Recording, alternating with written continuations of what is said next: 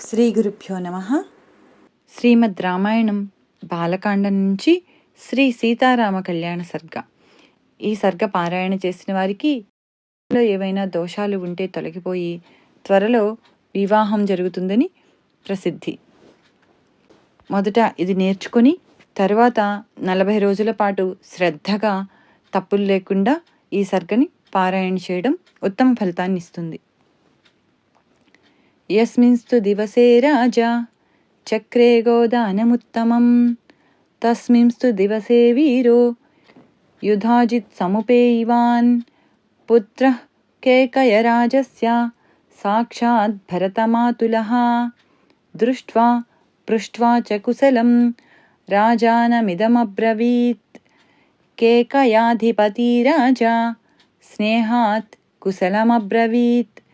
येषां कुशलकामोऽसि तेषां सम्प्रत्यनामयं स्वस्त्रियं मम राजेन्द्र द्रष्टुकामो महीपतिः. तदर्थमुपयातोऽहम् अयोध्यां रघुनन्दन.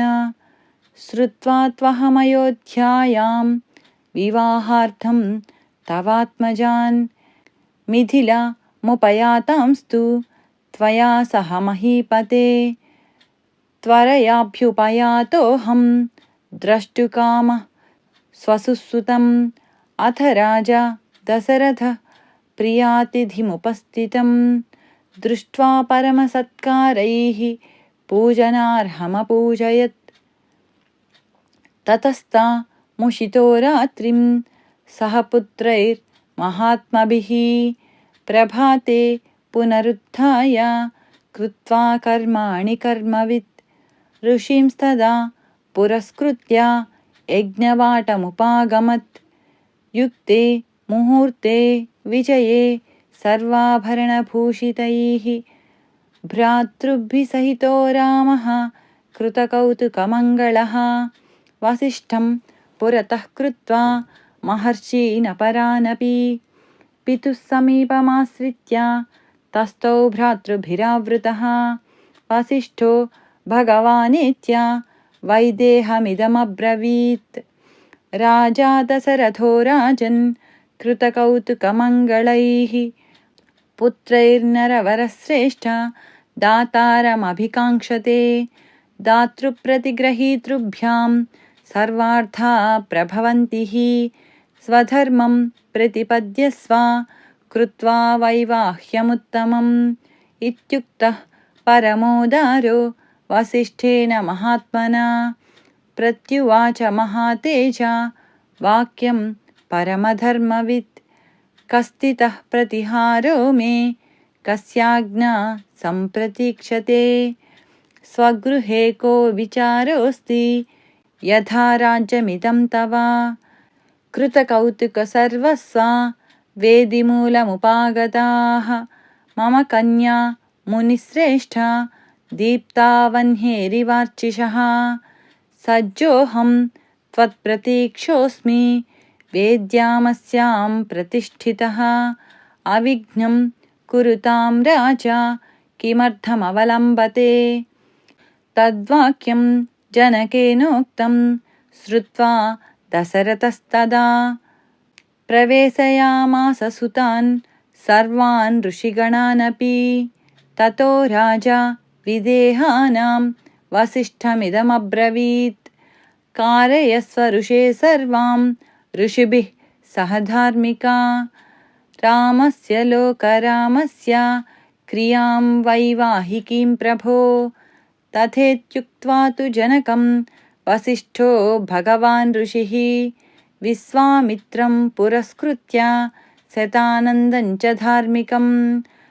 प्रपामध्ये तु विधिवद्वेदिं कृत्वा महातपाः. अलञ्चकार तां वेदिं गन्धपुष्पैः समन्ततः.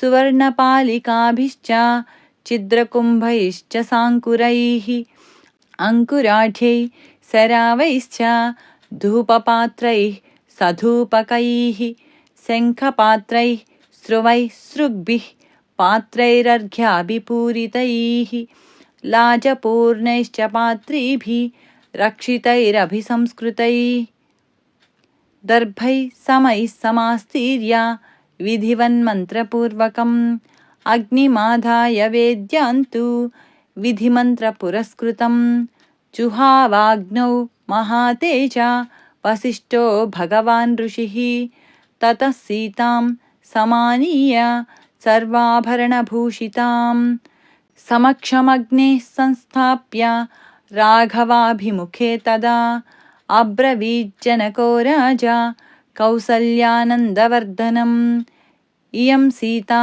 मम सुता सह धर्मचरी तव प्रतीच्छ चैनां भद्रन्ते पाणिं गृह्णीष्व पाणिना पतिव्रता महाभागा छायेवानुगता सदा इत्युक्त्वा प्राक्षिपद्रा च मन्त्रपूतं जलं तदा साधु साध्विति देवानां ऋषीणां वदतां तदा देवदुन्दुभिर्घोषः पुष्पवर्षो महानभूत् एवं दत्त्वा तदा सीतां मन्त्रोदकपुरस्कृताम् अब्रवीज्जनको राजा हर्षेणाभिपरिप्लुतः लक्ष्मणागच्छ भद्रन्ते ऊर्मिळा मुद्यतां मया प्रतीच्छ पाणिं गृह्णीष्व मा भूत्कालस्य पर्ययः तमेव मुक्त्वा जनको भरतं चाभ्यभाषत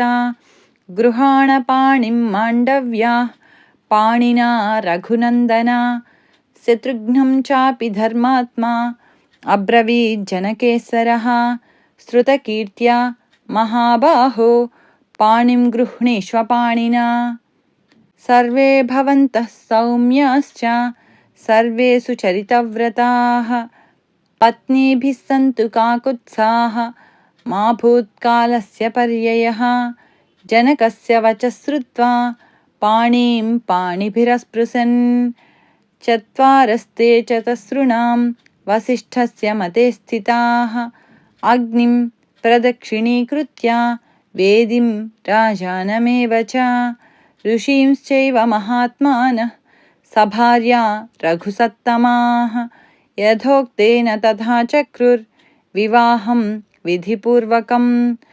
पुष्पवृष्टिर्महत्यासीदन्तरिक्षात् सुभास्वरा दिव्यदुन्दुभिर्घोषैः गीतवादित्रनिस्वनैः ननृतुश्चाप्सरः सङ्घा गन्धर्वाश्च जगुःकलम् विवाहे रघुमुख्यानां तदद्भुतमदृश्यत ईदृशे वर्तमाने तु तूर्योद्घुष्टनिनादिते त्रिरग्निं ते परिक्रम्य ऊहूर्भार्या महौजसः अधोपकार्यं जग्मुस्ते सभार्या रघुनन्दनाः राजाप्यनुययौ पश्यन्सर्षि सङ्घः सबान्धवः इत्यार्षे श्रीमद् रामायणे वाल्मीकीये आदिकाव्ये बालकाण्डे 370 सर्गः यदक्षरपदभ्रष्टं मात्राहीनं तु यद्भवेत्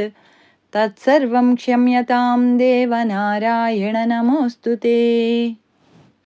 कायेन वाचा मनसेन्द्रियैर्वा बुद्ध्यात्मना वा प्रकृते स्वभावात् करोमि यद्यत् सकलं परस्मै नारायणायेति समर्पयामि।